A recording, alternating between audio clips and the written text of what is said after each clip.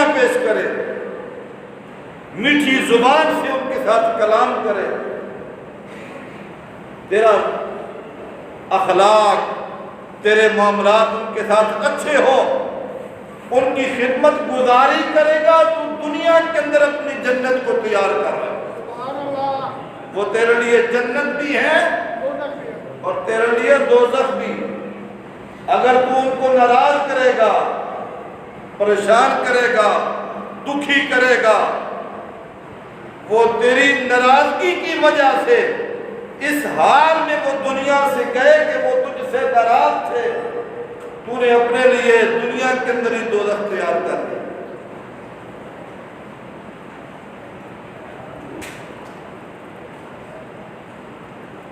اور انہی والدین کے بارے میں فرمایا،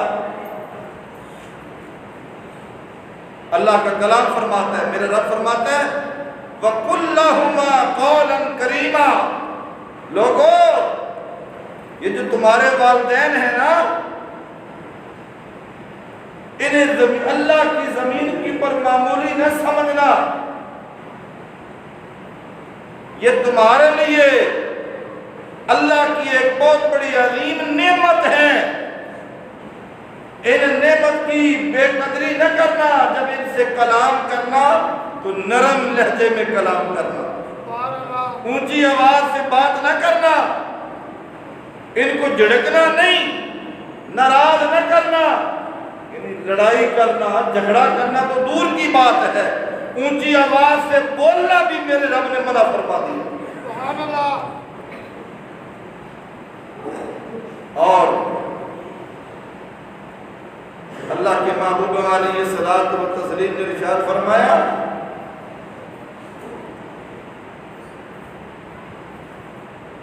جب پوچھا جاتا ہے میرے والدین، فرمایا وہ تیرے لیے مقبول حج کا ثواب رکھتے ہیں۔ سبحان اللہ۔ کیا فرمایا؟ مقبول حج کا ثواب، حج مبرور ہے، مقبول حج ہے۔ دنیا خواہش کرتی ہے میں اللہ کا گھر دیکھوں، اللہ کے گھر کا طواف کروں، جی حج بیت اللہ کر کے آؤں۔ جس کے حصے میں آ جائے وہ خوش نصیب ہے، جس کے حصے میں آ جائے رب کے گھر کا طواف خوش نصیب ہے۔ اور جو وہاں تک نہ پہنچ سکے اس کے لیے فرمایا تیرے لیے مقبول حج تیرے گھر میں ہے، تیرا مقبول حج تیرے گھر میں ہے۔ اگر تجھے قدرت نے والدین عطا فرمائے ہیں، تو محبت کے ساتھ ان کے چہرے کی زیارت کر لیا کر، تجھے اپنے گھر کے اندر تیرا رب جو ہے وہ مقبول حج کا ثواب عطا فرمائے۔ سبحان اللہ، سبحان اللہ، مقبول حج کا ثواب۔ سبحان اللہ۔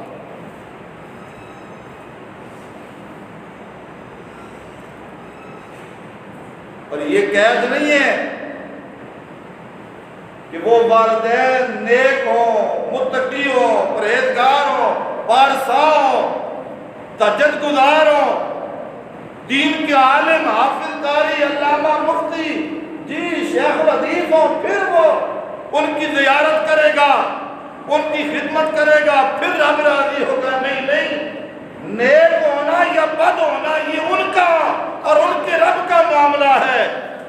تیرے لیے تیرے والدین یہ مقام اور درجہ رکھتے ہیں، وہ چاہے کوئی بھی ہو، جس کا ہو، جہاں ہو، وہ اپنے والدین کی خدمت گزاری کرے، ان کے ساتھ نرم لہجے سے گفتگو کرے، ان کی پریشانی کو بھی برداشت کرے، ان کے دکھ کو بھی برداشت کرے، ان کی تکلیف کو بھی برداشت کرے، ان کا اونچی آواز سے بولنا بھی برداشت کرے۔ تو ان کے ساتھ جب بھی بولا کر، نرم لہجے میں بولا کر، محبت کے ساتھ بولا کر، تیرے لہجے میں مٹھاس ہونی چاہیے۔ میٹھے لہجے میں تو زمین پہ بولے گا، دیکھنا تیرا رب جو ہے تجھ پہ کس قدر مہربان ہوگا۔ سبحان اللہ۔ تجھے مقبول حجوں کا ثواب عطا کیا جائے گا۔ صحابہ کرام رضوان اللہ علیہ مجمعین نے ہاتھ جوڑ دیے، عرض کیا اللہ کے نبی، رب کے پیارے محبوب، سرکار نے فرمایا کہ ان کے چہرے کی محبت کے ساتھ زیارت کرنا یہ مقبول حج کا ثواب ہے۔ ہمارے والدین بھی گھر میں ہوتے ہیں، ہم بھی گھر میں ہوتے ہیں، یہ دیکھنا تو دن میں کئی مرتبہ ہوگا، کئی مرتبہ ہم اپنے والدین کی چہرے کی زیارت کر لیں گے۔ فرمایا رب کے خزانے بڑے وسیع ہیں، اگر تم 100 مرتبہ بھی محبت کے ساتھ اپنے والدین کے چہرے کی زیارت کرو گے، میرا رب تمہیں 100 مرتبہ مقبول حجوں کا ثواب عطا فرمائے۔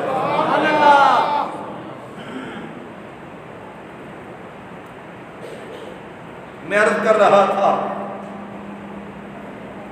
ہر والد کی، ہر ماں کی، ہر باپ کی خواہش ہوتی ہے میرے گھر میں اولاد آئے، خوشیاں آئیں گی، بہاریں آئیں گی، گھر میں رونق ہو جائے گی۔ ہر ماں باپ یہ چاہتا ہے،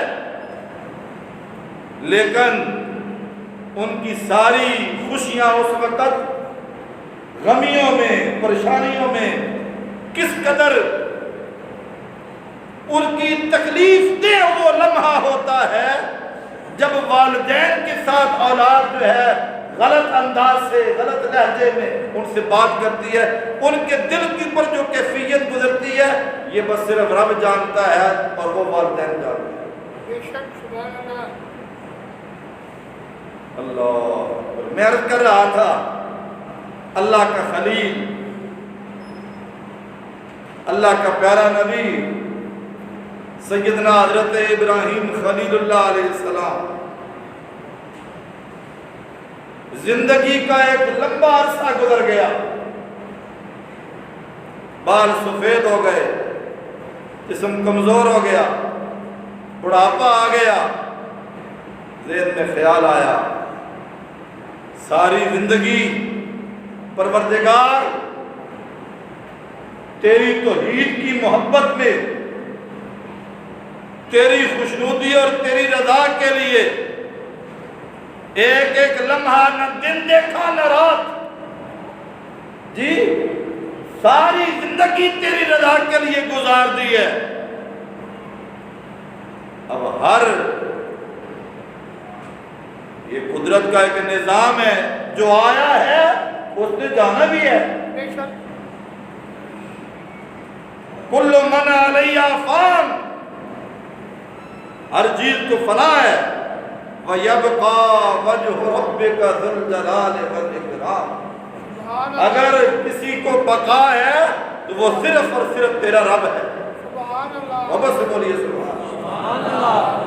ہر ایک نے دنیا سے جانا ہے، ابراہیم نے بھی دنیا سے جانا ہے، تیرے خلیل نے بھی دنیا سے جانا ہے۔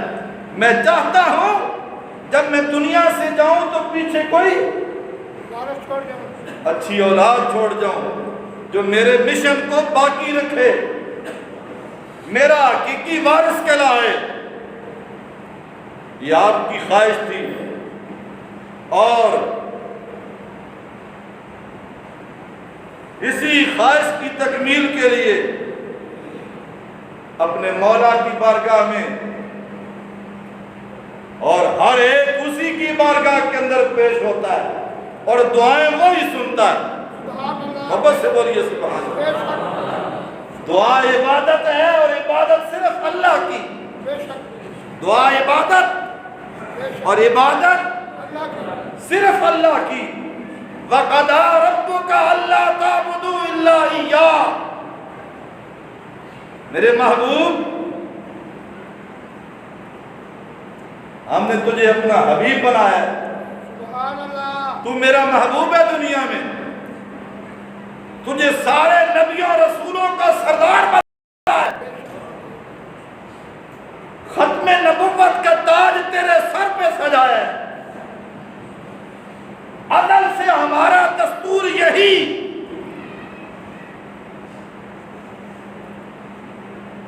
وعدہ الہی ہے کہ کائنات کے اندر دوسرا عبادت کے لائق ہے کوئی نہیں، ایک ہے عبادت کے والا، عبادت والا ایک ہے، وحدہ لا شریک وہی ہے۔ وہ کون ہے؟ وہ تیرا بھی رب، جناب آدم سے لے کر جناب عیسیٰ تک سب نبیوں کا رب بھی وہ، سب بندوں کا رب بھی وہ، جنوں کا رب بھی وہ، زمین والوں کا بھی وہ رب ہے، آسمان والوں کا بھی وہی رب ہے۔ عبادت کے لائق وہی ہے، کائنات کے اندر کوئی دوسرا عبادت کے لائق نہیں، کوئی دوسرا۔ میرے پروردگار، پھر میں چاہتا ہوں تو مجھے اولاد کی نعمت سے سرفراز۔ وہ جو دعا کی نا، آج بھی اللہ کا کلام، پیارے نبی کا خوبصورت کلام، جو کچھ انہوں نے مانگا اللہ نے اسے اپنے کلام کا حصہ بنا دیا۔ سبحان اللہ۔ رب ہب لی من الصالحین، میرے پروردگار مجھے اولاد عطا فرما، مجھے اولاد عطا فرما، اور اولاد بھی ایسی ہو، سبحان اللہ، اولاد بھی ایسی ہو کہ اللہ کے حکم کے آگے سر نہ اٹھائے، سر جھکا دے۔ سبحان اللہ۔ ایسا سر جھکائے اگر اللہ کا حکم آ جائے، جی اللہ کے حکم کی خلاف ورزی والا نہیں، صالح اولاد عطا فرما۔ سبحان اللہ۔ یہ دنیا کو ایک میسج دے دیا، پیغام ہو گیا، وہ لوگوں اولاد اگر مانگنی ہو تو میرے خلیل سے سیکھ لو۔ سبحان اللہ۔ جی اگر اولاد کی خواہش ہو میرے خلیل سے سیکھو، اولاد کیسی اللہ پسند کرتا ہے۔ سبحان اللہ۔ میرے خلیل نے مجھ سے اولاد مانگی، رب ہب لی من الصالحین، میرے مولا مجھے اولاد بخشنا، لیکن اولاد صالح ہو، نیک اولاد۔ اللہ پروردگار نے اپنے خلیل کی دعا کو سنا، وہ صرف سنتا نہیں ہے، قبول بھی فرماتا ہے۔ سبحان اللہ۔ پروردگار فرماتا ہے فبشرناہ بغلام حلیم، سبحان اللہ۔ میرے خلیل نے مجھ سے صالح اولاد کی دعا کی، ہم نے خوشخبری عطا فرمائی، میرے خلیل تجھے خوشخبری ہو، ہم تجھے اولاد دیں گے، ایسی اولاد دیں گے وہ حلیم ہوگی، بردبار ہوگی، تحمل مزاج ہوگی، ایسی اولاد ہوگی، ایسے تحمل والی۔ دنیا کی اولادیں ان کے آگے کھڑی ہو جاتی ہیں، اونچی اونچی آواز میں بولتی ہیں، پیارے خلیل تجھے ایسی اولاد دوں گا، اگر تو کہے گا نا میرے رب نے مجھے حکم دیا ہے میں تجھے ذبح کرنا چاہتا ہوں، اب تو بتا فانظر ماذا ترا، تیرا کیا ارادہ ہے۔ سبحان اللہ۔ ایسی اولاد ہوگی آگے سے بولے گی نہیں، بلکہ کہے گی یا ابت افعل ما تؤمر، جو میرے رب نے حکم دیا ہے اس میں سوچ بچار کرنے کی ضرورت نہیں ہے، کر گزریے۔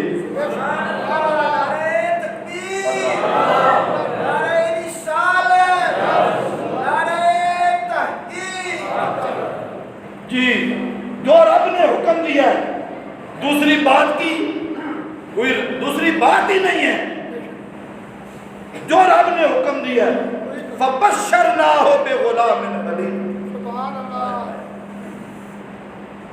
اللہ کا خلیل اپنے بچے کے ساتھ، اپنی اولاد کے ساتھ، جناب اسماعیل کے ساتھ، قدرت نے جناب اسماعیل کی صورت میں بیٹا عطا فرمایا۔ سبحان اللہ۔ اب اولاد کس کو پیاری نہیں؟ ہر کسی کو۔ یہ تو چرند پرند کو بھی پیاری ہوتی ہے، وہ کیسا باپ ہے، وہ کیسی ماں ہے جس کو اولاد نہیں پیاری؟ ہر ماں باپ کو اولاد پیاری ہوتی ہے، اولاد کو بھی یہ بات سمجھنی چاہیے، ان کو اپنے دل و دماغ میں یہ بات بٹھانی چاہیے اگر ماں باپ سختی بھی کرتے ہیں اس وقت بھی ان کے دل کے اندر اپنی اولاد کی محبت شامل ہوتی ہے۔ سبحان اللہ۔ ہر ماں باپ کو اولاد پیاری، اور جس کو پھر بڑھاپے میں ملے، جی جس کو بڑھاپے میں ملے، زندگی کے آخری حصے میں اولاد ملے، اسے اولاد پیاری نہیں ہوگی؟ اسے تو بہت زیادہ پیاری ہے، اور پھر ہو بھی وقت کا پیغمبر، سبحان اللہ۔ اللہ کا خلیل، اللہ کا نبی، قدرت نے بڑھاپے میں اولاد عطا فرمائی۔ اللہ کا خلیل اپنے بچے کے ساتھ پیار کر رہا ہے، محبت کر رہا ہے، دل کے اندر اولاد کی محبت ہے، ان کے ساتھ وہ محبت کی دنیا اپنائے ہوئے ہیں۔ اب دیکھیے، میں پچھلے جمعہ کے اوپر بات کر رہا تھا،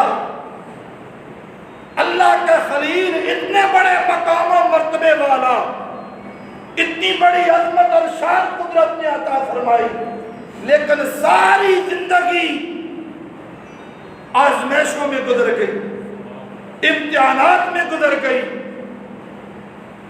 دنیا میں آنکھ کھولی تو امتحانات شروع ہو گئے، جوانی امتحانات میں، بڑھاپا بھی امتحانات میں۔ اب بڑھاپے میں قدرت نے اولاد عطا فرمائی، اللہ کا خلیل اپنی اولاد سے پیار کر رہا ہے، ساتھ ہی حکم آ گیا، میرے خلیل آؤ نا، تیرے لیے امتحان تیار ہے۔ جی میرے خلیل تیرے لیے امتحان تیار ہے۔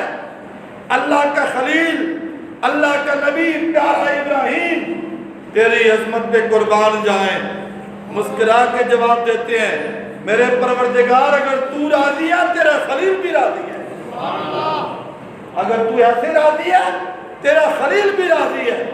فرمایا اس اپنے بچے کو بھی لے لو، بچے کی ماں کو بھی لے لو، جاؤ، انہیں بے آب ہو گیا، نہ کوئی زندگی کا تصور، نہ کوئی انسانیت نام کی وہاں کا ایسا کوئی ماحول ہی نہیں ہے، جی ایسی کوئی زندگی کا تصور ہی نہیں ہے۔ اس دنیا کے اندر اپنے بچے کو بھی لے لو، بچے کی ماں کو بھی لے لو، جاؤ اس دنیا کے اندر چھوڑا۔ کہاں پہ؟ آئے آئے جہاں آج اللہ کا گھر خانہ کعبہ ہے نا، اس مقام کی پر ہر طرف پہاڑ ہی پہاڑ، اور وہاں پہ جب ہر طرف پہاڑ ہو، رہنے والا کوئی نہ ہو، بسنے والا کوئی نہ ہو، تنہائی ہو، جنگل ہو، اور پھر ایسی دنیا کے اندر تو انسان دن بھی نہیں گزار سکتا، چہ جائے کہ گزارنے والا رات وہاں گزارے، اور پھر مرد کوئی نہیں ہے، مرد کوئی نہیں،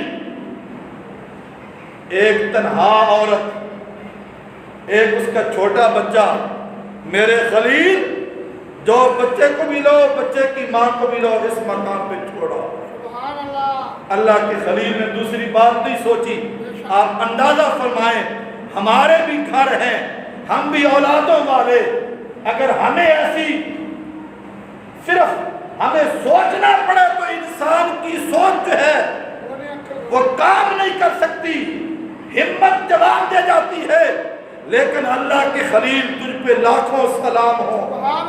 دوسری بات نہیں سوچی، بچے کو لیا، بچے کی ماں کو لیا، اٹھا کے اس دنیا میں آئے جہاں پہ آج اللہ کا گھر خانہ کعبہ موجود ہے، ادھر چھوڑا،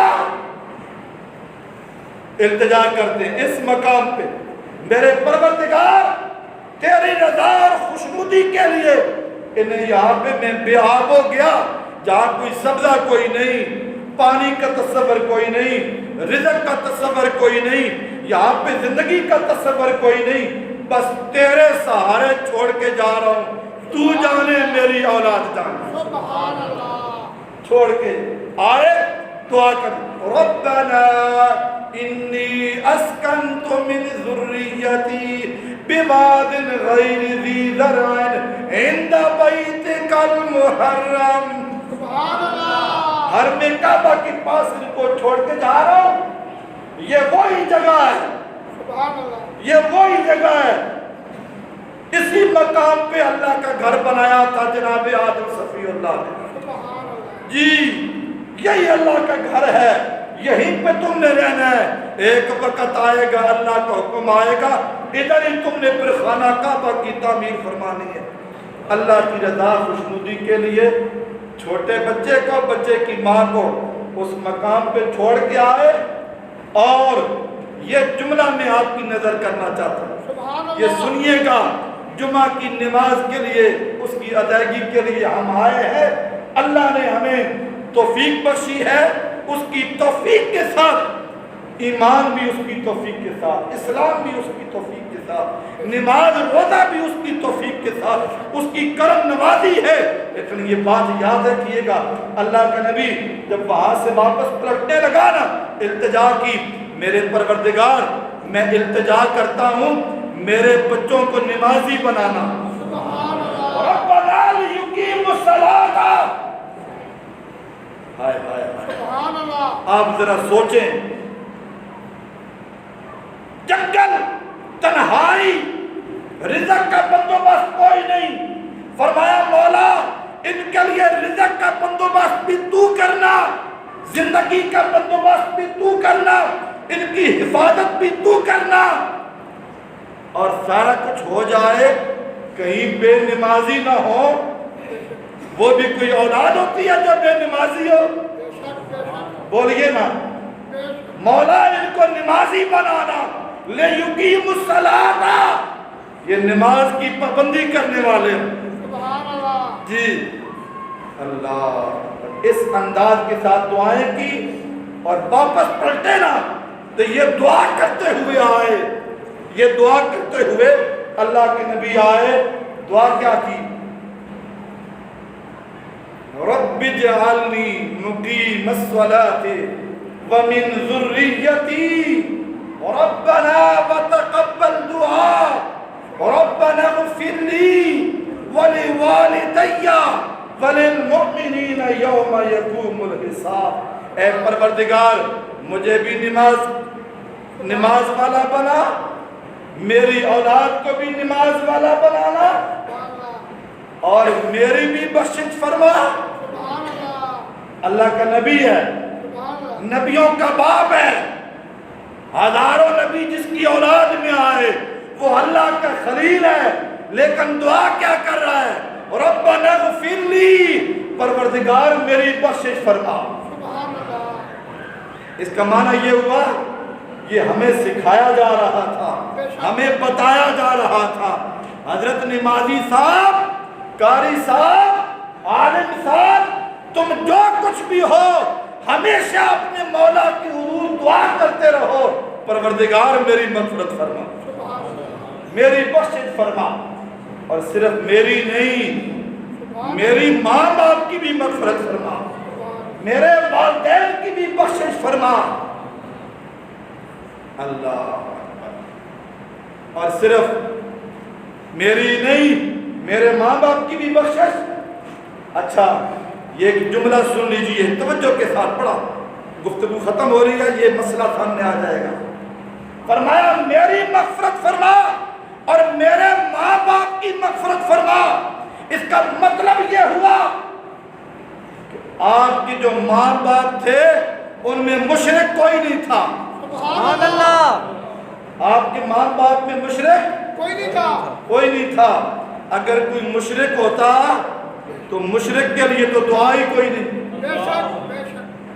تو جو لوگ حضرت سیدنا ابراہیم علیہ السلام کے باپ کو مشرک بنائے جاتے ہیں, اس کا مطلب یہ ہوا انہوں نے قرآن کو سمجھا پڑھا کوئی نہیں ہے. بے شک, بے شک. اور صرف یہ بات, یہ لمحہ, یہ جملہ سنیے گا, صرف جناب ابراہیم علیہ السلام کے باپ نہیں, جناب آدم سے لے کر رسول رحمت صلی اللہ علیہ وسلم تک جتنے بھی آپ کے باپ, دادا, پردادا, جتنے بھی پیچھے رشتے ہیں, آباء و اجداد کے جتنے رشتے ہیں, ان میں بے ایمان کوئی نہیں تھا، سارے کے سارے اللہ نے ایماندار بنائے تھے، اور رسول اللہ کا نور مقدس جو ہے کبھی بھی مشرکوں کی رحموں کے اندر نہیں رہا، ان کی پشتوں میں نہیں رہا، وہ سارے کے سارے ایماندار تھے، ان میں کوئی پلیت مشرک نہیں تھا۔ جناب ابراہیم علیہ السلام کے والد گرامی بھی ایماندار تھے اور مومن اور صالح تھے، اور ان کا نام جو تھا حضرت طارق تھا۔ اور بعض لوگ جو سمجھتے ہیں آذر کا جو لفظ آیا ہے وہ آذر آپ کا باپ نہیں تھا، وہ آپ کا چچا تھا۔ میرے مولا میری بخشش فرما، میرے ماں باپ کی بخشش فرما، اور جو ہمیں ماننے والے ہونا والے والدیہ وللمؤمنین، جتنے مومن ہوں ان سب کی بخشش فرما۔ اس کا معنی یہ ہوا ہزاروں سال بعد میں آنے والے جتنے مومن ہیں اللہ کے خلیل ان سب کے لیے دعا کرتے جا رہے ہیں، مولا میری بھی بخشش ہو جائے، میرے ماں باپ کی بھی بخشش ہو جائے، سارے ایمان والوں کی بخشش ہو جائے۔ اللہ کی ذات جو کچھ بیان کیا اس کو سمجھنے کی، اس پر عمل کرنے کی